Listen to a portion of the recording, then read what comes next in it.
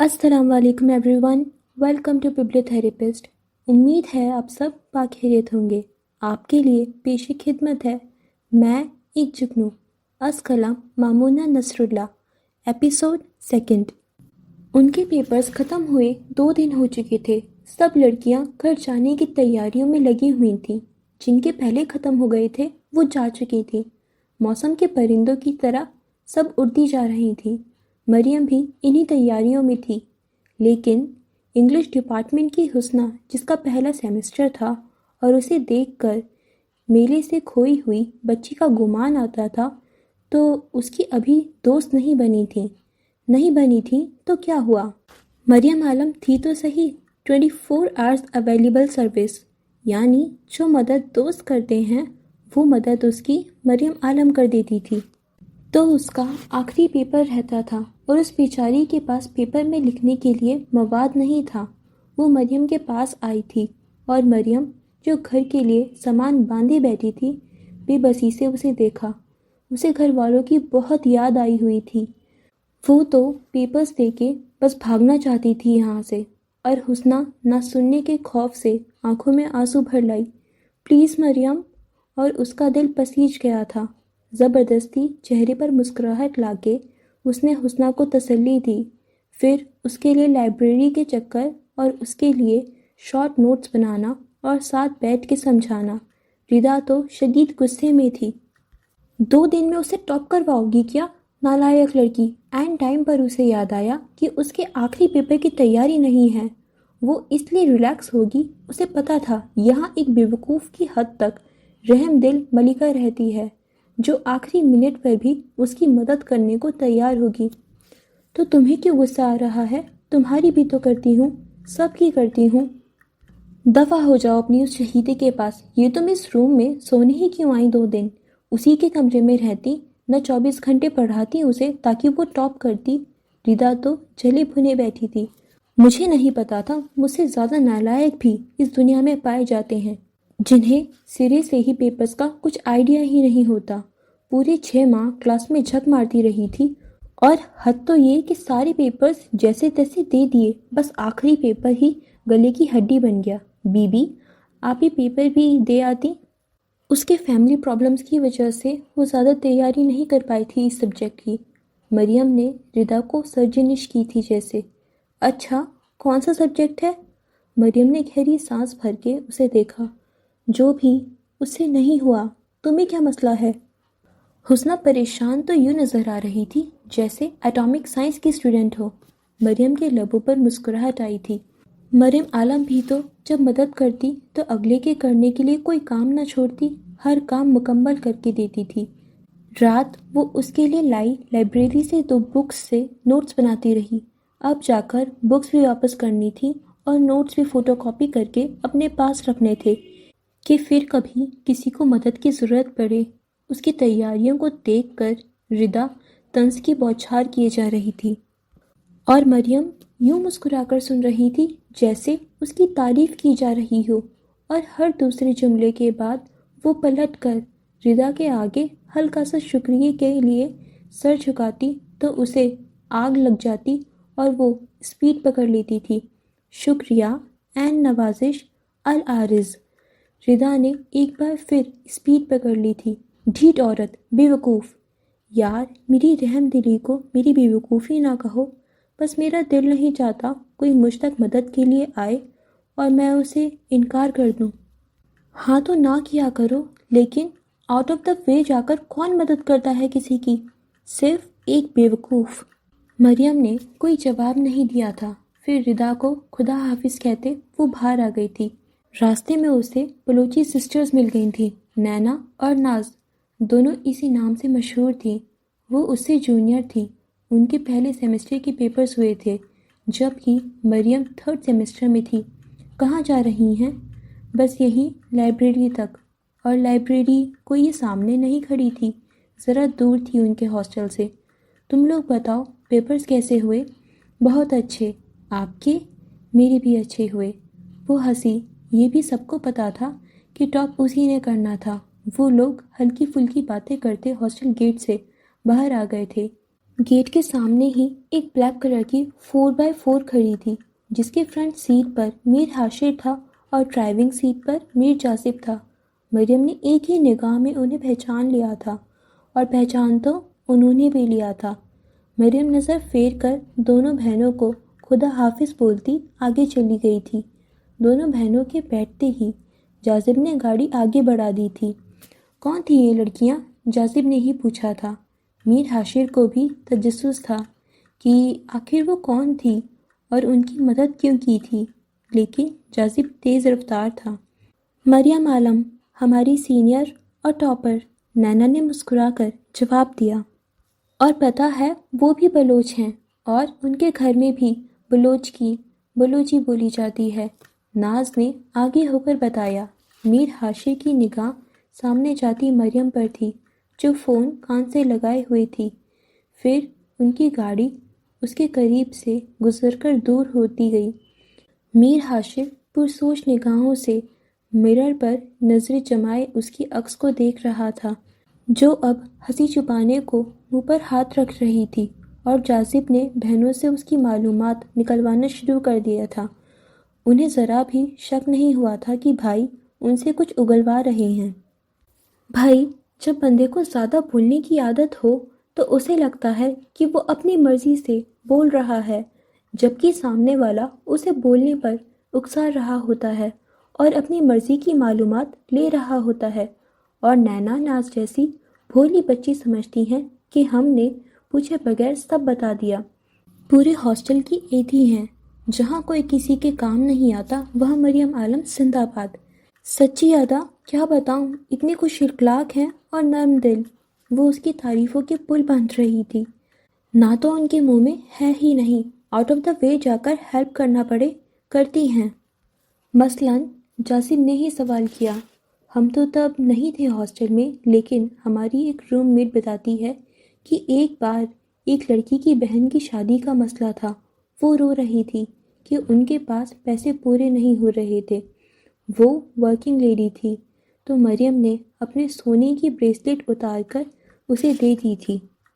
ऐसे ही हॉस्टल में जिस बंदे से पूछो तकरीबन सब की ही मदद कर चुकी होंगी। आज भी यही था। हमारे साथ वाले रूम में इंग्लिश डिपार्टमेंट वाली हुस्ना को आखिरी पेपर नहीं आता था, मतलब उसे कोई आइडिया भी नहीं था, और मरियम ने अपना सामान रख दिया। वो घर जा रही थी, फिर दिन रात लगा के उसके लिए शॉर्ट नोट्स बनाए कि वो पेपर से निकल आए। तो नेकी की देवी ने नेकी करके इश्तिहार भी लगाया, यानी पूरे हॉस्टल को बताती हैं, देखो आज ही नेकी की। मीर हाशिर ने सरसरी तबसरा किया। नहीं अदा, उन्होंने नहीं बताया। वो तो हुस्ना साथ वाले रूम में रहती है, तो उसने खुद हमें बताया। अब भी वो लाइब्रेरी जा रही थी बुक्स वापस करने। हुस्ना से कहा, तुम बैठ के पढ़ती रहो, टाइम वेस्ट ना करो, मैं खुद बुक्स दे आती हूँ। नाज नाराज़गी से गोया हुई। इतना पैसा कहाँ से लाती हैं जो यूँ लुटाती हैं? अब ये मदद तो एक तरह से इखलाकी थी, लेकिन मीर हाशिर हकीकतन जानना चाहता था कि उस लड़की के पास इतना पैसा कहाँ से आता था कि वो दिल खोल के चैरिटी करती थी। उसके नज़दीक ये मशकूक हरकत थी। अदा, वो अच्छे घर की लड़की हैं। उसकी दोनों बहनों ने नाराज़गी से भाई को देखा।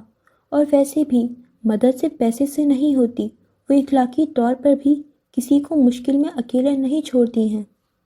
ठीक है, बहुत हुआ मरियम नामा, अब अपनी बातें करो। जासिब ने गर्दन मोड़कर भाई को देखा, जो संजीदा नज़रों से सामने देख रहा था। ठीक कहा तुमने, ऐसे लोग बहुत अच्छे होते हैं जो मुश्किल वक्त में किसी की मदद करें। जासिब ने भाई को जताया था जैसे। मीर हाशिर ने गर्दन मोड़कर अपनी संजीदा नज़रें उस पर टिकाईं, तो जासिब ने गड़बड़ा कर रुख सामने कर लिया। बादशाह सलामत ने जब कहा था कि मरियम नामा बंद करो, तो फिर बंद होना चाहिए था। एक तो बड़ा भाई, और वो भी सरदार। जब हाशिर अच्छे मूड में होता तो जासिब कह देता, अदा, आप जब संजीदा चेहरे के साथ शाहाना हुक्मनामा जारी करते हैं तो बंदा डर में मुब्तला हो जाता है कि ना माना तो कहीं सर ही कलम ना करवा दें।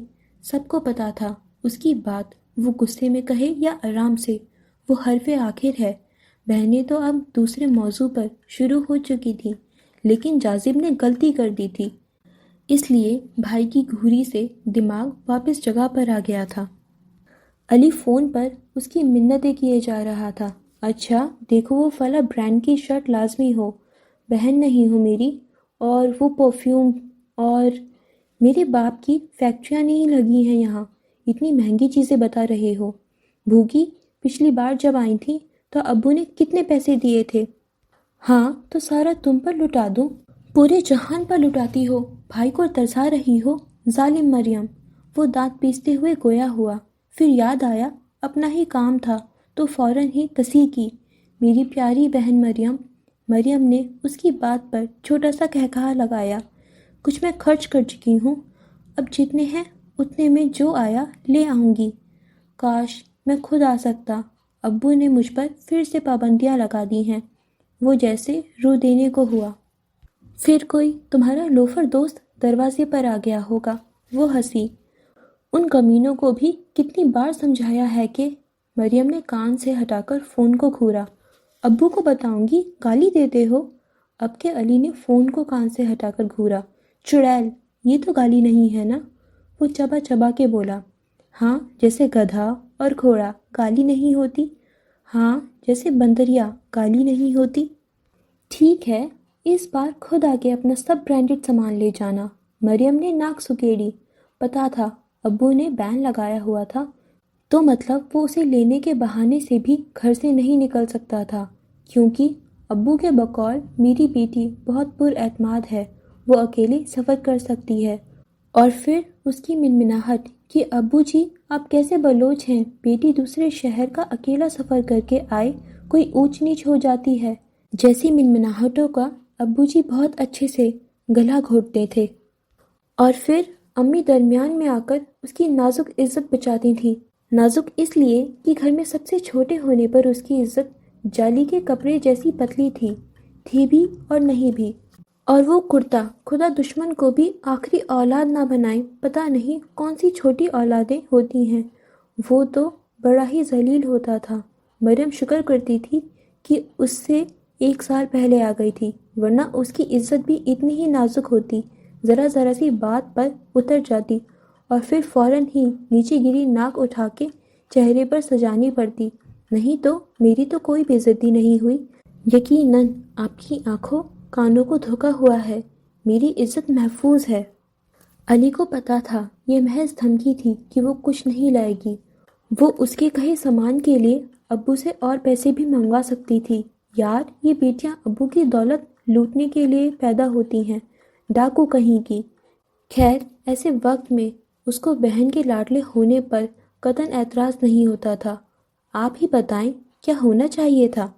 घर आते हुए वो लैपटॉप हॉस्टल में ही छोड़ आती थी, जो कि अक्सर रिदा के पास होता था, और इस वक्त भी यही कहती, यार मुझे देती जाओ, मैं अकेली ऐसे बोर होती रहूँगी।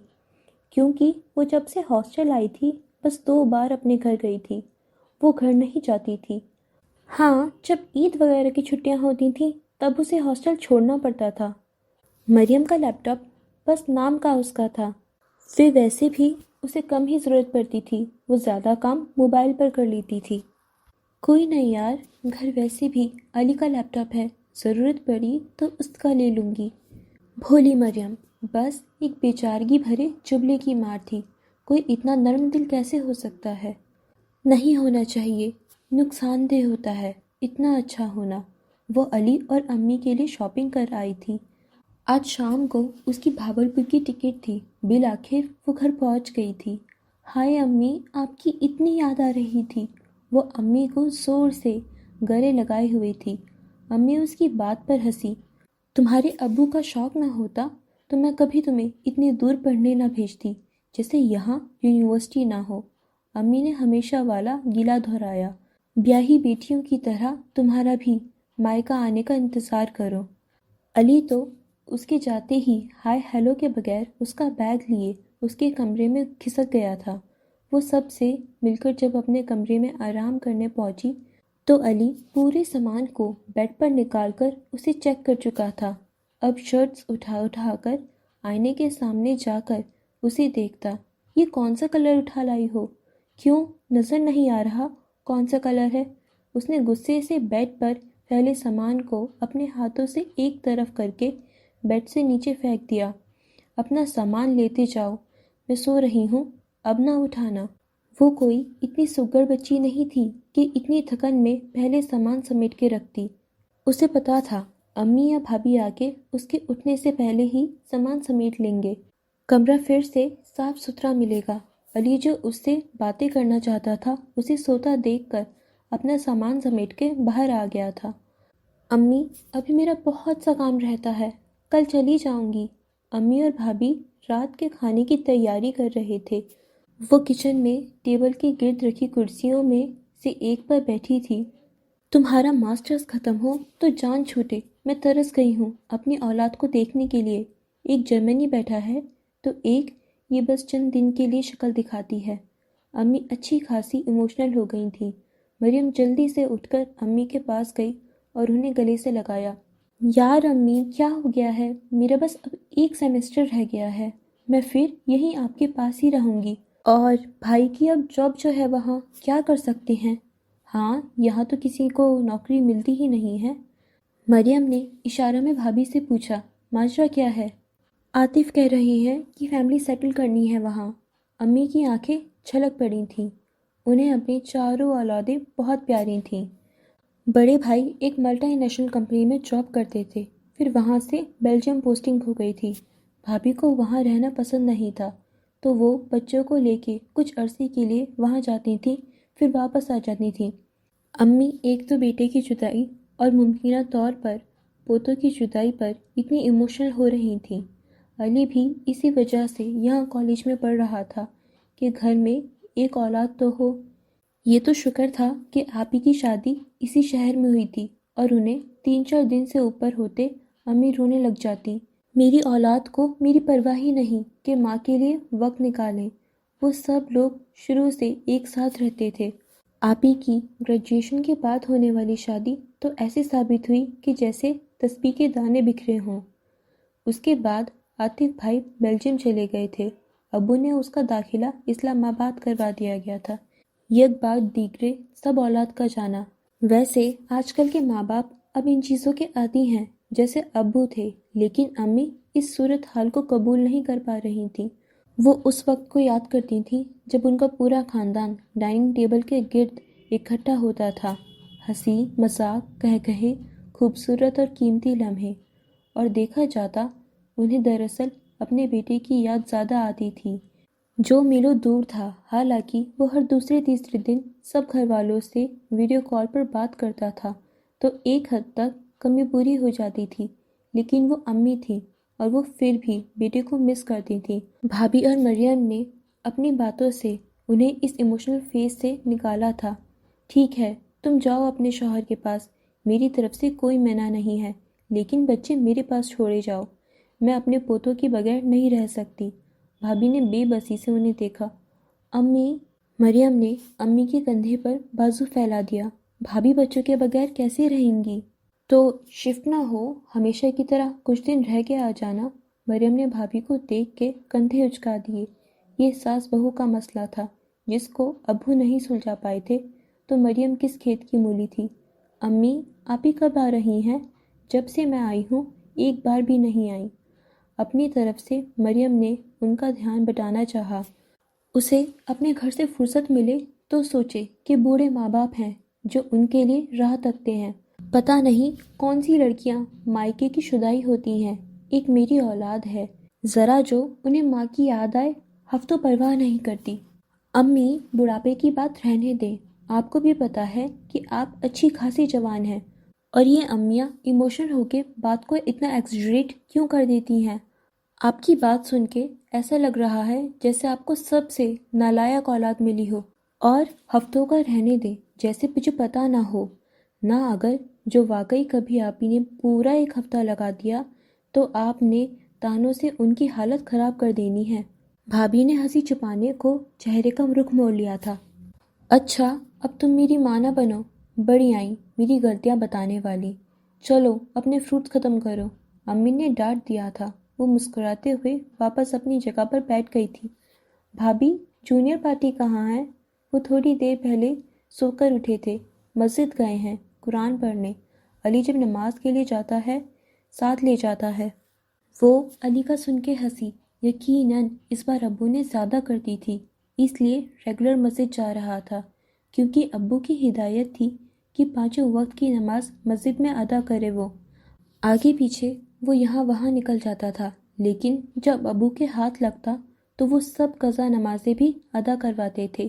تو مطلب اس وقت گھر کے سب مرد مسجد گئے ہوئے تھے۔ پھر جب وہ لوگ واپس آئے تو ٹیبل لگا دی گئی تھی۔ ہنستے مسکراتے ماحول میں کھانا کھایا جا رہا تھا۔ اس کے بھتیجے مسلسل بولے جا رہے تھے۔ مریم نوٹ کر رہی تھی، سب بولنے میں حصہ لے رہے تھے۔ علی منہ بنائے بیٹھا تھا۔ مریم نے اشارے میں پوچھا۔ اس نے ابو کی طرف آنکھوں سے اشارہ کیا۔ اس نے سمجھ کر سر ہلایا۔ ابو سربراہی کرسی پر بیٹھے تھے۔ عموماً وہ کھاتے ہوئے نہیں بولتی تھی، لیکن ان کی باتوں میں ایک آدھا جملہ کہہ دیتی تھی۔ اس کے ابو قائد اعظم یونیورسٹی کے گولڈ میڈلسٹ تھے۔ ان کی خواہش تھی کہ ان کے بچے بھی وہاں سے پڑھیں۔ آپی کی تو گریجویشن کے بعد شادی ہو گئی تھی، سو وہ یہ خواب پورا نہیں کر پائی تھی۔ عاطف بھائی کو لاہور سے پڑھنا تھا، سو اس کے لیے ابو نے اس کے BSc کے رزلٹ کے فوراً بعد ہی اسے سامان باندھنے کا کہہ دیا تھا۔